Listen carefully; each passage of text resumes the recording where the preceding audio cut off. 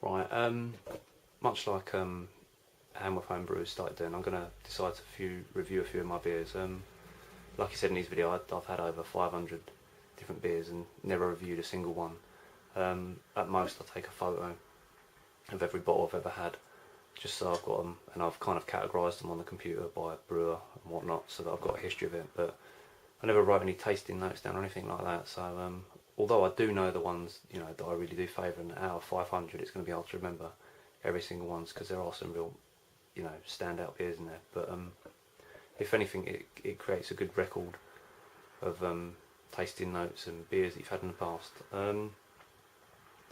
Much like Darren, I probably wouldn't be doing reviews if it weren't for certain people online, but really I don't think I'd be doing any video online if it weren't for Hamworth Homebrew himself. I mean, when I found out that he homebrewed probably pretty much the same time that I was homebrewing elsewhere, that we used to work together and that, and we kind of hadn't spoke to each other for a few years, and then by chance someone got chatting at a party and that, and it turned out that he brewed and I brewed and that, and then we got together, and then he said that he did videos and that, and I was like, you do videos on your brewing? And I was just shocked, and then it kind of opened my eyes up to a whole new world. I mean, up until that point I'd only been going on forums and things like that and getting a few books and getting my tips here and there, and I don't think I'd have learnt half the stuff I've learnt now if it weren't for him directing me to YouTube and the YouTube community.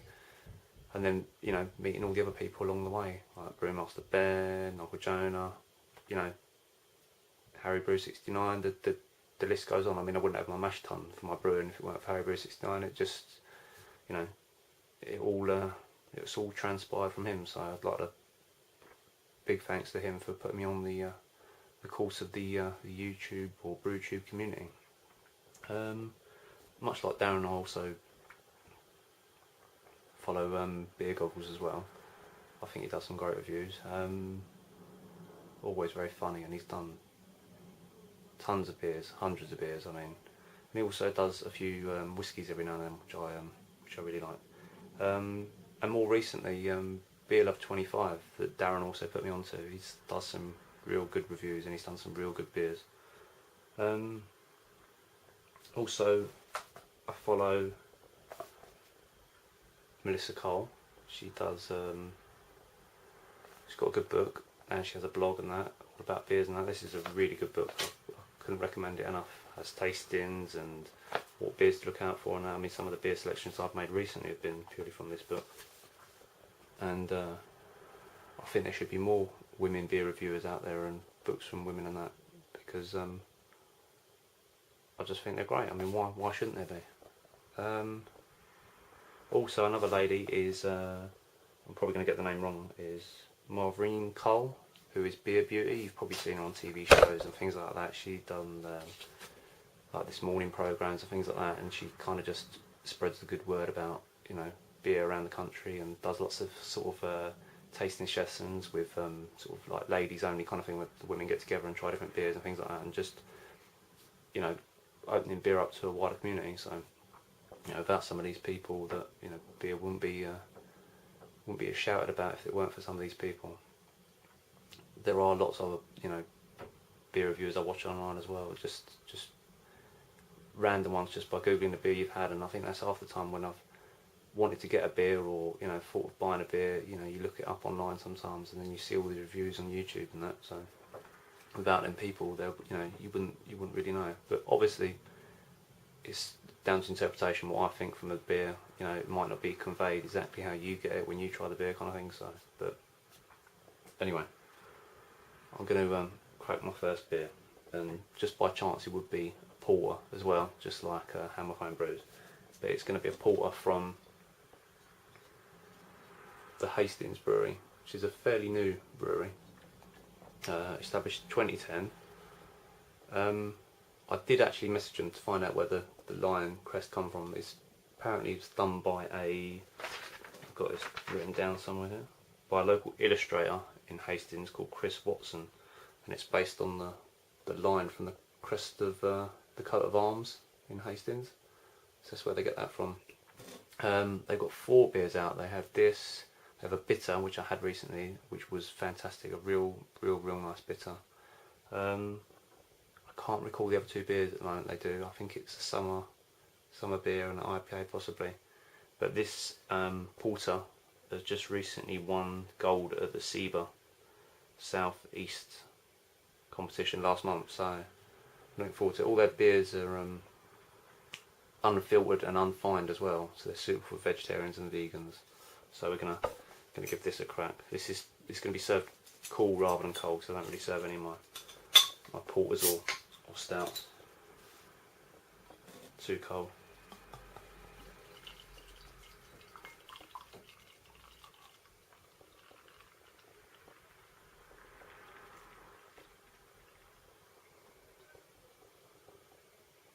And I need to get some better glasses, which I'll speak about in another video soon. But it's got a lovely creamy head on it. Quite dark, not pitch black. You can get some light through it. Really lovely roasted dark malts. And smell the bitterness on it already without even tasting it. It smells fantastic. Alright, I'm going to give it a crack.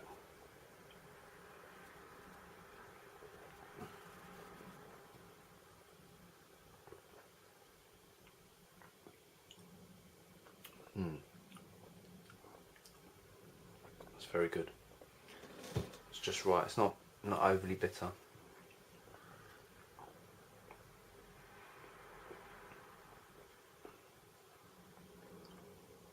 Chocolate and roasted notes. It leaves a nice aftertaste. It leaves you wanting more. Very small amount of, I'll say, chocolate on it.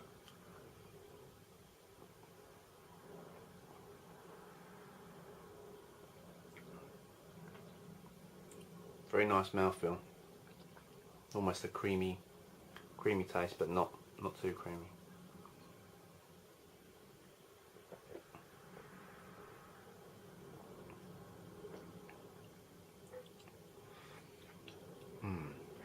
I think it's nice as well that it's unfined and unfiltered, and I mean, does a beer really need that?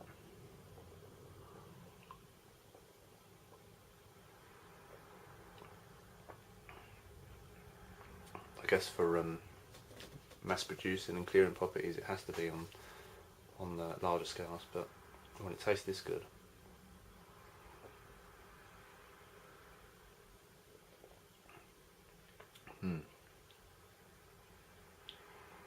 It's fantastic.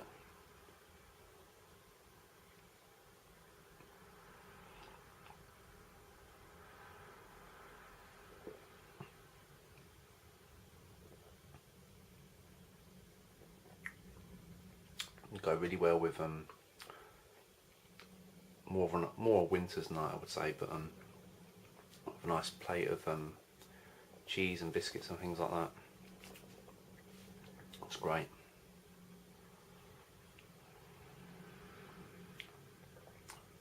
Scoring wise, I think I'm going to keep it simple and do mine out of 10.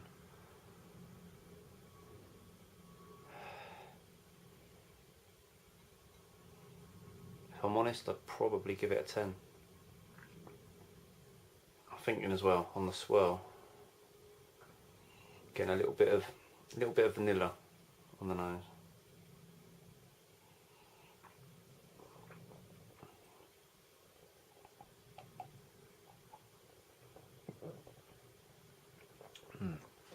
I did also contact them in the view that I'm going down there in a few weeks' time on holiday.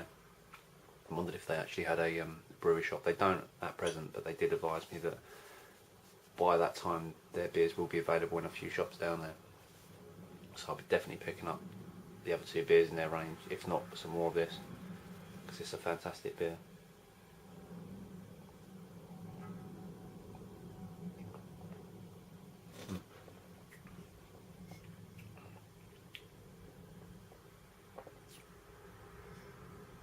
Gonna crack the rest of that in there.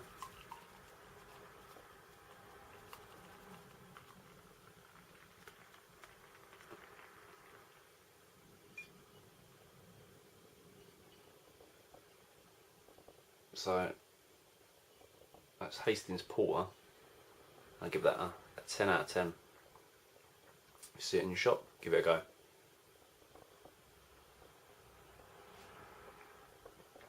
Cheers.